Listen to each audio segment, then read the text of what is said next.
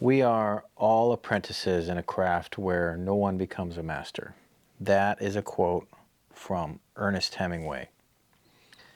And I've been thinking about that quote lately. I want to share a tool with you that will help you, that has helped me, that has helped my clients move forward toward mastery. Mark Whitmore, head coach at Lodestone True North. So I listened to a podcast earlier this week that resonated with or kind of converged with this idea of Hemingway's. And that is, it was a podcast by Lex Friedman, the Lex Friedman podcast. He was interviewing Elon Musk. And in the conversation, this phrase popped out, which was something along the lines of fail on a small scale or make lots of mistakes on a small scale so later you can succeed on a large scale, kind of singularly. Fail often and a little more broadly, but on a small scale, so you can succeed narrowly but singularly on a large scale. And as I was thinking about that, and that really struck me, it reminded me of this tool that I have called Guardrails. And this tool is connected to this idea of failing on a small scale so you can succeed on a large scale. And the reason I call it Guardrails is it kind of keeps you from falling off the road, if you will. And when we're talking about succeeding, we're talking about headed toward mastery. To go toward mastery, you have to fail a lot. You have to go through a lot to get better, to get more excellent, to get more polished, to get more proficient, to get closer to mastery. And these guardrails, you need some guardrails so that in the mistakes that you make, you don't kind of fly off the road. You don't want to make the kind of mistakes that are terminal. You want to make mistakes on a small scale, okay, not on a grand scale. Mistakes on a grand scale are fiery crashes. They're terminal, Mistakes on a small scale is, I should steer different, I should brake different, if we're talking about a car here. When you learn to drive, it's great to learn to drive like in an empty parking lot, right? I learned to drive we have a dead end road that I live on the end of my family property here. We've been here, my grandkids are the 6th generation on this property. And on my property. And I learned to drive on my road, my little dead end road as a kid. And there's no cars on it, all right? So any mistakes that I would make as a 16 or 17-year-old, I think I learned to drive when I was 17, I could make them on a small scale, right? There wasn't a lot to damage as in terms of other cars on our road. So this tool called Guardrails is meant to help you narrow down that place where you can make some small mistakes. So you got a project that you're working on. You got something where you say, I'm going to get this thing done. I want to do this thing. Okay.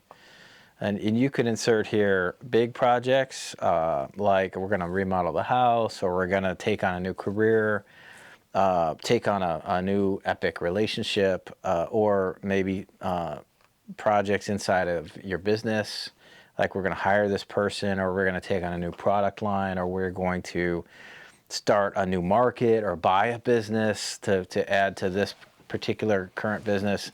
And that's really the context here is with my clients, which are business owners, business operators. That's who I work with as a business coach. They are making decisions, right? And they need to make mistakes on a small scale so they can succeed on a large scale. So these guardrails, and there are really two key questions that kind of keep you in between these guardrails, keep you on the road.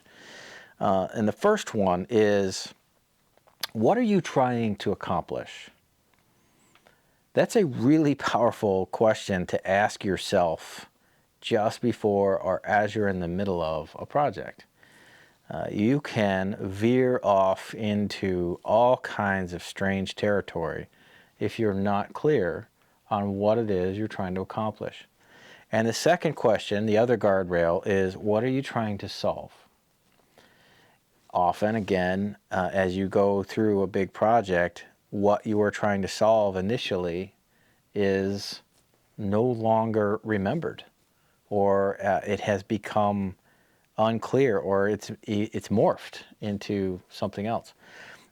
So let me talk about those two questions. So what are you trying to accomplish? So you want to set out by saying, there's some good we're trying to get out of this project. There's something positive. There's something meaningful or profitable, perhaps. And I use that word profit as in we're going to get a return of some sort on we're going to get our labor back or our efforts back, plus some degree of growth or exponential return or some additional return. Not just get our labor back. And so what is that? What are we trying to accomplish? Is that it? Are we trying to accomplish some sort of return on our labor? Are we trying to accomplish that we get to this better place, or that we have these better results, or what? And often, as I'm working with a client or working with myself, I don't have clarity on what it is I'm trying to accomplish. I'm going about doing something, and it's not clear to me suddenly what it is I'm trying to pull off here. It's clear what the end of the project might look like. It's clear in a narrow sense why I'm doing the project.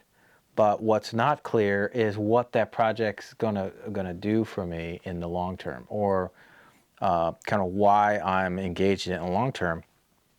And it's important to take some time and just sit down and write that down and say, all right, what am I trying to accomplish with this project? And there may be multiple things you're trying to accomplish.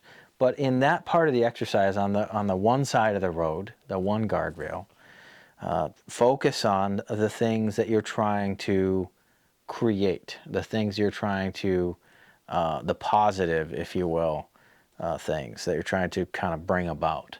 Growth, accomplishment of some sort. Now on the other side, the left side of the road, there's another guardrail, which is what are we trying to solve? And that is more the negative side, as in, all right, we have some problems, we have some holes, we have some gaps, we have some pain, we have some issues, and we're trying to make those go away. Well, what are they? Write them down. And many times as I'm working with a client, they have lost sight of that long ago. For example, and this is a real example. Client is buying a business. They're a sizable company, many millions in revenue, and they're purchasing a smaller company in another market. And those two questions were unclear. The answers to those two questions were unclear as I saw them, as I watched them move forward with this project, which took a year plus, 2 years to accomplish, or to finish. And looking back, now that the project's over, the reason for doing the project has drifted from the memories of the leaders at some level. Now, some of they would say, yeah, with this and this and this and that, yeah, but practically or meaningfully, the reason that project happened has become kind of a distant memory. And what they're trying to solve with the project has become a distant memory. And arguably, the problems still exist, actually, that the purchase of this other business was going to solve. And not only that, not only do the problems still exist, now they have some more problems, and they bought those problems. And that's what I'm trying to say here is these guardrails. You want to fail small and fail often, so that when it comes to, for instance, buying business, that you succeed singularly, that you succeed on an epic scale. Now, how do you do this practically? So you've got some project, take whatever project it is. It could be, hey, we're trying to solve this huge relationship. We have this relationship issue. I could use, examples from my own life. Or, you could be solving have some financial project you're in the middle of, as far as like your personal space. All right, so you take that, first of all, capture that. What is that? And be able to just write that down. Try to write that down in a very simple way. Take a big blank sheet of paper and write in the middle of it, the project, the name of the project. And that's a good first part of this exercise is, can you distill this project down to 2 or 3 or 4 words? And say, this is the project. The project is remodel the house, or maybe it's remodel the basement, or maybe it's hire a VP of sales, right? So you just want to distill it down to its essence. Write that in the middle of a sheet of paper. All right, over on the one side, on the right side, the right guardrail, write down, all right, what are we trying to accomplish? Write that question at the top. What are we trying to accomplish? Underline it. And then start brainstorming. Now, some of those things you're going to try to accomplish, quote unquote, are also things you're trying to solve, but try to separate them out. Over on the left side, more of the negative as far as what are we trying to solve, and start writing those and just put them in bullet point form. Now, as you've got that, and you'll kick that around if you're working as a team, there will be a lot of conversation, a lot of facilitation around that. So now that you have that, some clarity should start to come about. And I want you to start asking yourself, well, so if that's what we're trying to accomplish and that's what we're trying to solve, is this project going to do it? Like, what else could we do? And let's start listing, and this is a third part on a sheet of paper. Let's start listing some other options. Let's list, hey, besides this project, are there any other ways we could solve this? What other options do we have besides this or this or this or that? You could say within this project, this, and that. But the point is that you start to brainstorm in a much more organized way. And this will make it so that you're failing at some of the smaller stuff instead of failing at the project as a whole. You may not need to be doing this project. You may be doing the wrong project. You may be completely on the wrong path here. And doing this kind of exercise will help you to determine, are we even doing the right thing in the first place? Okay, so you've written down, here's what we're trying to accomplish. You've written down, here's what we're trying to solve. Now you've taken and written down 5 or 6 other options. So, a no-brainer is like, well, let's not do it. That's an option. We could do something completely different. That's an option. You could do 2 or 3 versions of the same project, just with different angles. You can, hire somebody else to figure it out. I mean, I'm just making these up right now, but those are really common, general other options. Okay, so you write down as many other options as you could think of. This helps you to not be like all in on a bad idea and go big on a bad idea. You want to go small on bad ideas so that you can kind of brush them off your page and then go big on the good ideas once you've failed through some of the small ones. Okay, so now you've got some options, and what you can do now is kind of take and go through and grade them and say, scale of 1 to 10, how about this one? Scale of 1 to 10, how about that one? Is this one, do you think it's going to accomplish what we want to accomplish and solve what we want to solve? And throw those options back and forth. And put your option of your pet project or whatever project you think is the right one. Obviously put that on there. So this will help you as a team, especially, to get on the same page with, hey, what is it we're doing again, and why? All right, and this will vet some of your less stellar motives. It will also help you clarify that you have vague numbers, you have vague strategies, you have vague plans, you have vague agreement on these things.